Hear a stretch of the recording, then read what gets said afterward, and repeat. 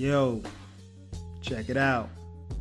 Thanks for checking out another edition of the 12 Kyle podcast. I'm 12 Kyle. If you haven't done so already, make sure that you follow this page, soundcloud.com/12-Kyle. You can also subscribe to my channel on iTunes as well as Stitcher. And more importantly, pass the word, share it with your family and friends.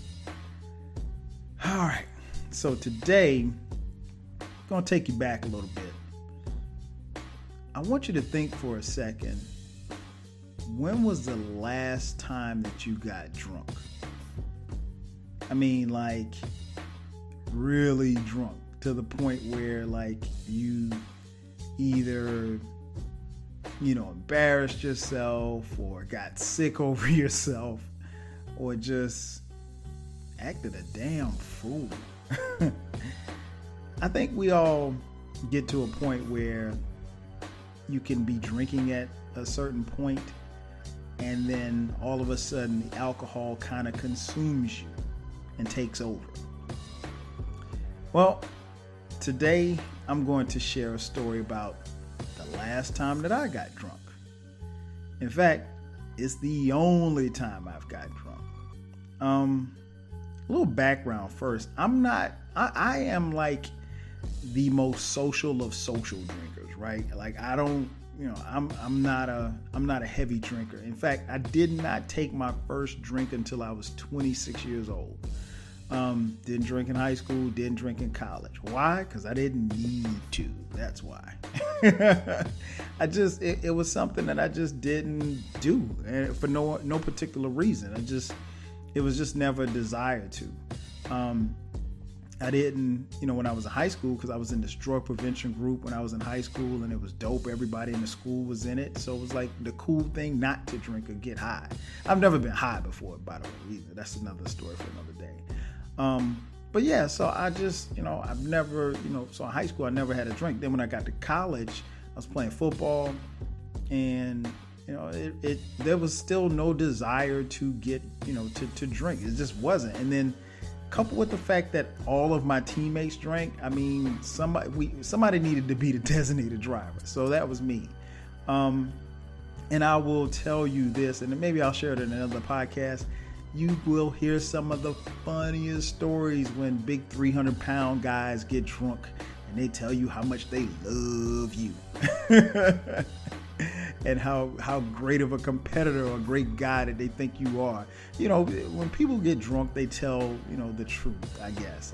They say liquor is the truth serum. So, I always heard a lot of positive yet downright hilarious things when my teammates got drunk. Not going to call any names, not going to point anybody out, at least not on this podcast, but stay tuned. Nonetheless, we're going to be talking about me. So just want to give you that little background. So I'm not really somebody who, didn't drink a lot growing up, or didn't drink at all growing up. As a matter of fact, like I said, I was 26 when I had my first drink. So like I said, even right now, I am very much the social drinker. Like I will come to your spot, I'll come to your party, I'll come to your set, I'll have a couple of drinks, maybe two, depending on what you got, and then that's it. And I'm good. Like I don't have to, just overindulge for no one particular reason. Like I just don't. Like I'm not really I'm not the guy that comes home and says, oh man, I need a drink. I need a beer. I mean, like, that's never been me. Now, I did have a certain time in my life when, I was really, really hard on the club scene and I would, I had my little club drinks or whatever, my little beer. But I guess the best way I can describe myself, especially as an early drinker or a late drinker, if you will, I was the fruity drinker guy. I was the guy who, I wasn't drinking no fuzzy navels, but I, drank, stuff that had like a little taste to it, kind of sweet, that kind of drinker. I wasn't, I would drink like a martini or something like that. I remember my first drink was a Tom Collins. Believe it or not. a Tom Collins at 26. So no, it wasn't Mad Dog. It wasn't Colt 45. It wasn't OE. It was Tom Collins. Picture that. Nevertheless, like I said, even now, I'm very much a social drinker. Right now, I will come to your party. I'll drink, a vodka and cranberry, and I'm good. That's it. And I'll have like 2 vodka and cranberries, and I'm good. I make it a habit of not, overindulging, especially if I know that I'm going to be driving. If I'm driving, depending on the distance, I might have 1 drink. So, I don't need nobody pulling me over for DUIs. I don't need to be going to nobody's jail because I can't make money in jail. Nevertheless, so that's pretty much where I am. So I'm not really a heavy drinker. I'm the type. Now, I will say over the last 6 years, man, I'm really gotten into wine, red wine in particular. Love Merlot. But I will drink wine pretty much when I'm just at home, because if I drink wine and I can have like maybe 2, maybe 3 glasses, I can crash on the couch. And one thing we all know, you can't get DUIs on the couch, right? That's my motto. Can't get DUIs on the couch. So that's my story. So that's how I get down, right? So, but pretty much right now, if I go out or something, it'll be like a vodka and cranberry or margarita, So I'm kind of giving you the picture of like where I am when it comes to drinking. Now, if depending on the mood and depending on where I am and depending on if somebody else is driving and depending on what you have at your party, yeah, it might be a Hennessy and Coke or something like that. But I don't go that hard. I just don't. Not for any particular reason. I just don't. Except that one time. And we all have that one time. That one time where we really got drunk. And here's my story. So let's take it back. Like it's been probably about 10 years now. It's been 10 years, right? So I go back home. I'm living here in Atlanta. I go back home to my hometown, Florence, South Carolina. One of my boys, cat I grew up with, my man Rudy, he's getting married, right? So anytime you can see one of your homies get married, it's a festive occasion, right? So I'm in the wedding as well, so that makes it even more special. This is my, I've been running with this guy since we was in like 7th grade. So our whole crew is there. The crew is the groomsmen, and we're back in our hometown. We're having a good time. And so I get home, I get back in town like early Friday afternoon. I'm chilling. This weekend was very, I guess the cards were like in my favor, I guess, if you will, because I came home and my wife she was actually in a wedding too that particular weekend. So she went out of town. She was in South Carolina as well, but she was further away. And we didn't bring the kids with us. And I think at the time it was just our oldest 2, Dion and Cameron. So like I said, it's about 10 years ago. So I'm chilling. I'm back home, mom's house, and everything's good. And, I'm getting settled in. I threw my bags down, say what's up to my mom, hung out with her for a little while. And then it's like, okay, let's time to get ready. So, we go to the wedding rehearsal, which was, pretty standard wedding rehearsal. You go over the stuff that you're going to be doing in the wedding or whatever like that.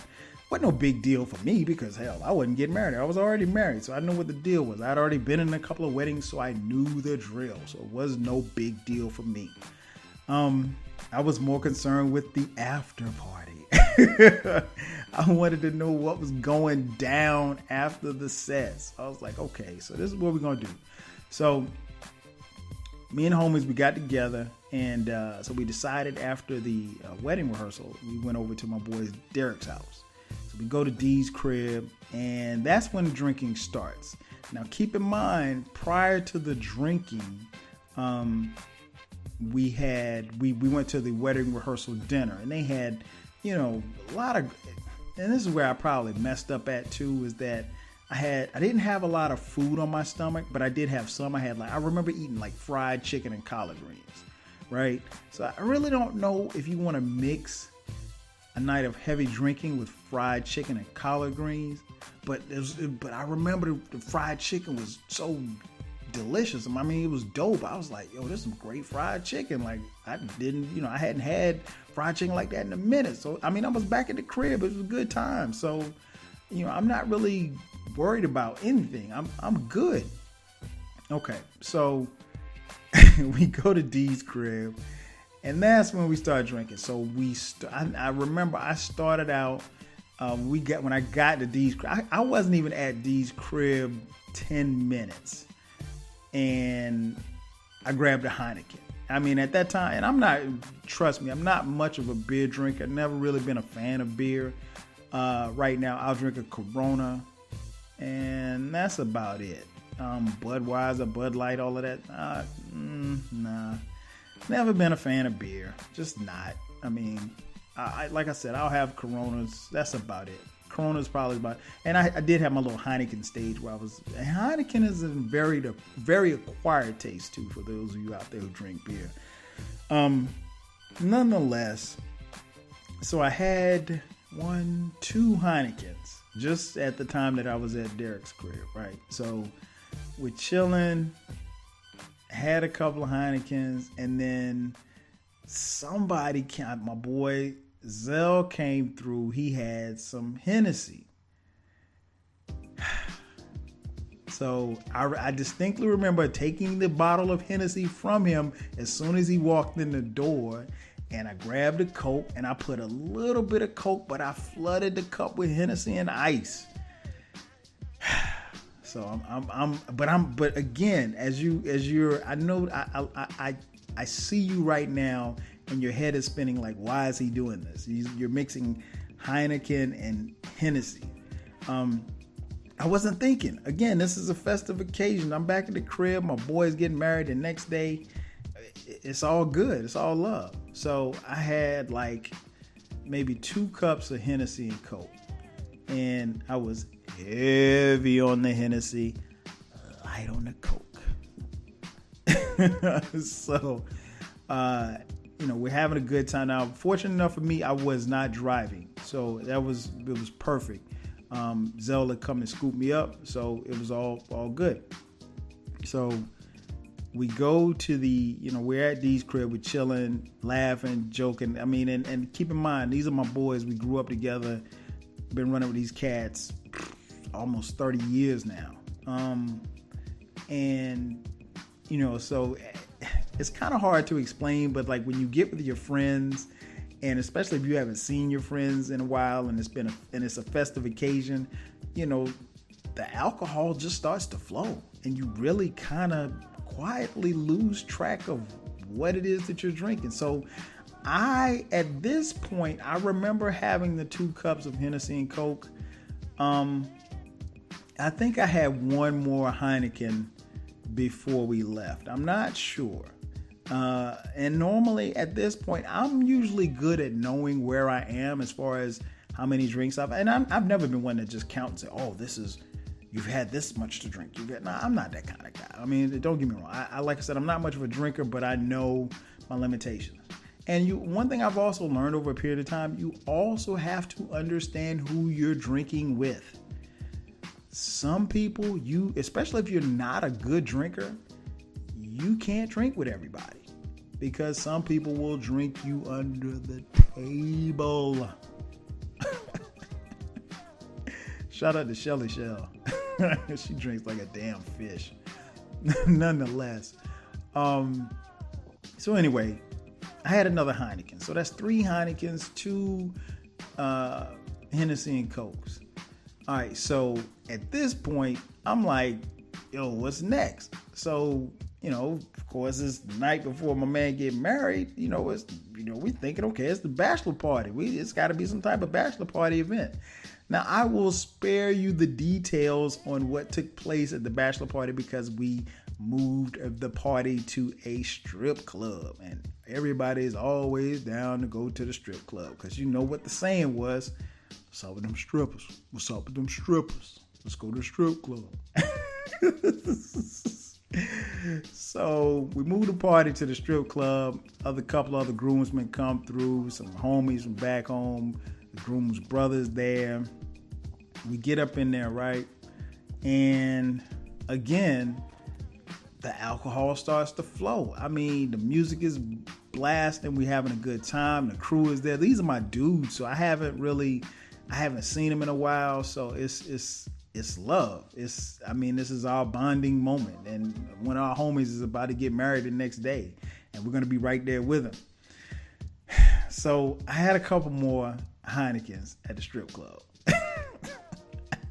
By this time, I think I lost count. I want to say I had 2 more Heinekens. I'm not sure. But I just remember it was, and keep in mind, folks, that this wedding, bachelor party, the whole nine, this weekend took place in July, I think. It was, July. So it was hot. So, and when we went to the strip club, it was hot up in the strip club. So I started kind of drinking the Heinekens like it was water. So I think I remember drinking like 2 more. Yeah, you with me, right? So, so I'm up to like 2 Heinekens at the club.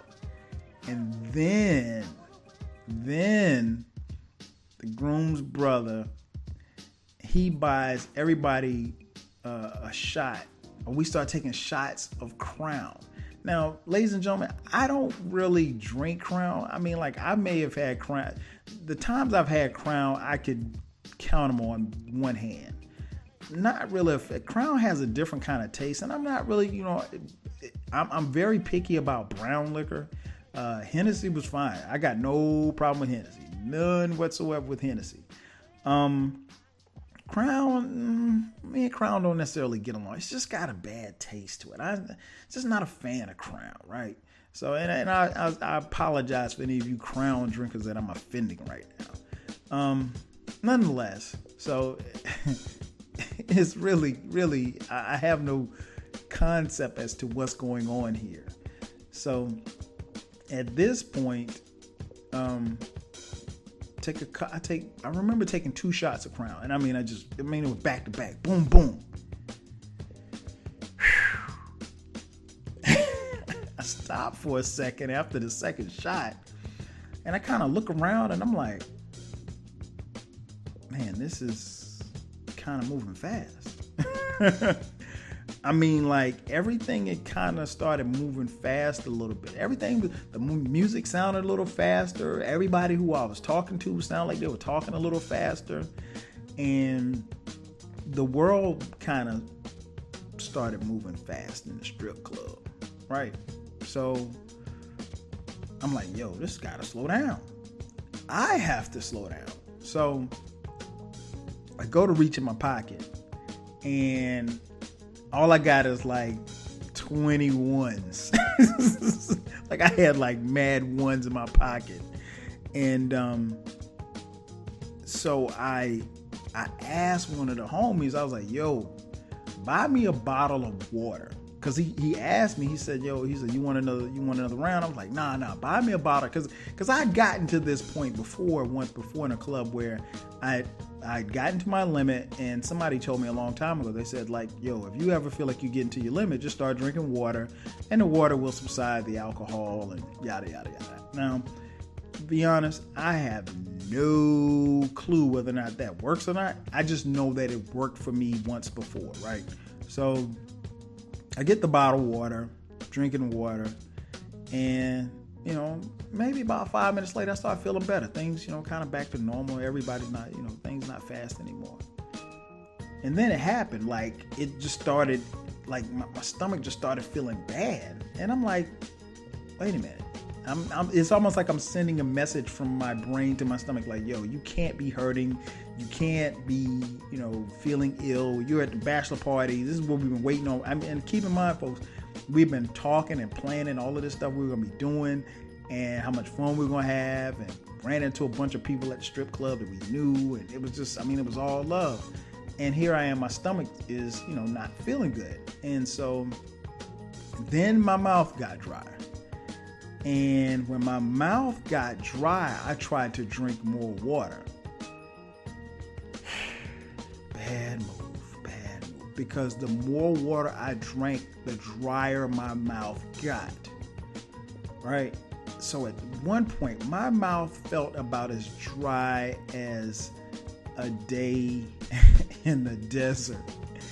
And I couldn't figure it out. I was like, and keep in mind, folks, I'm not at this point, I don't even consider myself being drunk.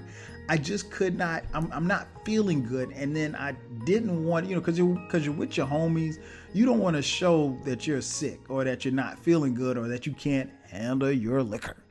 Because that's the worst thing you want to do is be the dude that can't handle his liquor. So I remember I was leaning up against the bar and I was talking to, one of the dancers there, right?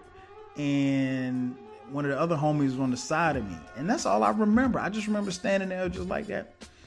And then I said, excuse me for 1 second. Before I could even make it to the bathroom, I'll spare you the details as to what came out. But let's just say I got sick in the club, right? I mean, I got sick all in the middle of the club. I mean, how embarrassing is that to get sick in the strip club? I felt bad. I can't even lie. I felt so bad. But I actually felt better. So I made my way to the bathroom, cleaned myself up, and the most awkward part was when I had to come out of the bathroom and come back inside the strip club where the rest of the fellas, everybody, I feel like even all the strippers just had this look on their face like, dude, you got sick in the club, in the strip club of all places. You just gonna do this up in here like this? But you know what? I didn't even care. I ain't gonna front. I didn't care because I felt better. And I remember going to Zell. I was like, yo, let me hold your keys. And he was like, keys for what? I said, hey man, I just need to go lay down in your car. And I proceeded to go and lay down in the passenger seat of his car. And I slept, man, it felt like I slept for 8 hours, but I only slept for like maybe 30 minutes.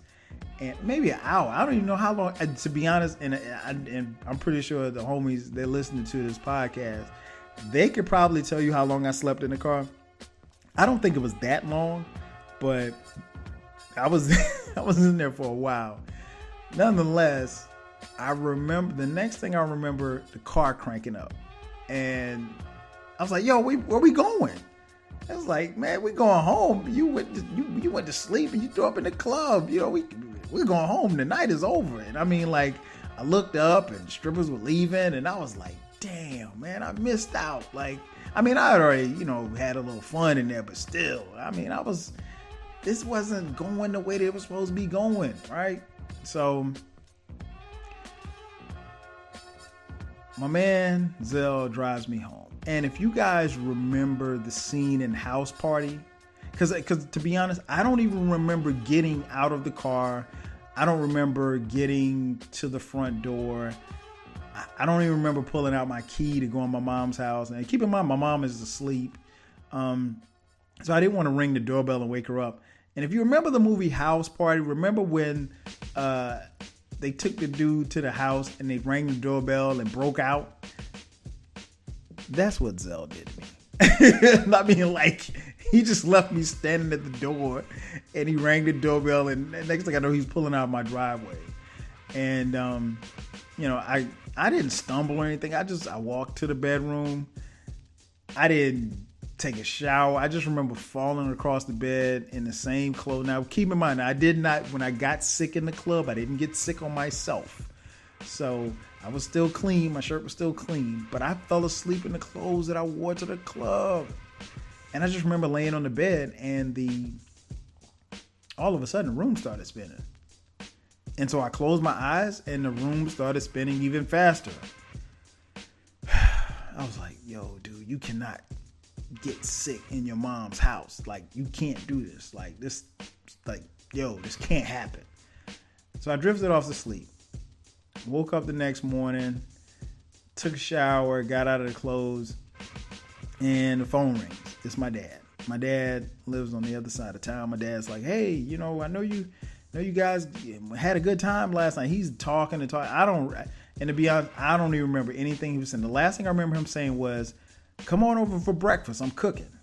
And so anytime I'm home, my dad always cooks breakfast and, you know, big breakfast. So I know we were going to have pancakes and bacon and sausage and eggs and grits and all this stuff like that, man. And my stomach, I didn't have to throw up, but my stomach still wasn't like where it needed to be, right? So I was like, so I agreed to come over, but I wasn't really sure how it was going to be, right? So I get to my dad's house and I walk in, and as soon as I walk in, the smell from the pancakes and the bacon and all of that stuff, it made my stomach feel worse. And my head wasn't hurting anything, but then it kind of dawned on me, like I was still buzzing from the night before. And I was like, oh my gosh, I can't be buzzing because like this wedding is going to start in like 3 hours. And I sat there and, you know, my dad was talking to me and I, and at the time, and it was funny was, I don't think my dad realized that I was drunk. I don't think he knew it. I don't think he did. Cause he's talking to me and everything. He's like, you all right? I said, yeah, I'm just a little tired from the trip. You know, I'm good. And my stomach felt worse. I mean, by the moment. And then, so he cooks this big breakfast and I felt bad, man, because I had like 4 pancakes. He had eggs, he had bacon. All I could do was eat like 2 pieces of bacon, and that was it. And he was like, you don't feel good? I said, yeah. I said, I'm just tired. I said, I thought I was hungry. I was like, I guess I'm not hungry. And I never let on that I was sick or that I wasn't feeling good, but I'm surprised. Even to this day, he's never said anything about it, but I was still drunk. Like I was still feeling the effects from the night before. And so at that point, after I ate the bacon or whatever, I was like, yo, I said, my stomach feeling kind of weird. I said, I'm probably just going to give me a Sprite or something. And so I told him, I was like, all right, well, let me go home. I had to go back home. I changed clothes, threw on my tux. And by the time I put the tux on, I'm starting to feel even worse. I get a Sprite, drinking a Sprite, feeling a little better. And so I had to go to the church. So I go to the church like an hour before we're supposed to even be there. And I remember pulling up in the church parking lot, and I parked the car and I turned the AC on like 1,000 degrees, and I just had it like as cold as it could be. And I just laid my seat back and I just went to sleep. I took a nap. And the next thing I remember, like maybe an hour later, somebody knocked on my window and it was like, yeah, we got to go in here. And I walked into church, and surprisingly, by the time I walked into church, I felt better. I actually felt like myself once I got in the house of the Lord. I don't know what happened, man, but I felt I was back to myself once I got inside the church. But I literally did not sober up from the night before until 30 minutes before my boy was about to get married. And that is the last time that I got drunk. I don't think and you know what, I can't sit here and say that I won't ever get drunk again. Because I mean, sometimes stuff happens. Now, one thing you will never hear me, you'll never hear about me being like pissy drunk or sloppy drunk or drunk in front of my kids, because that's just not my style. That's not how I get down, right? But,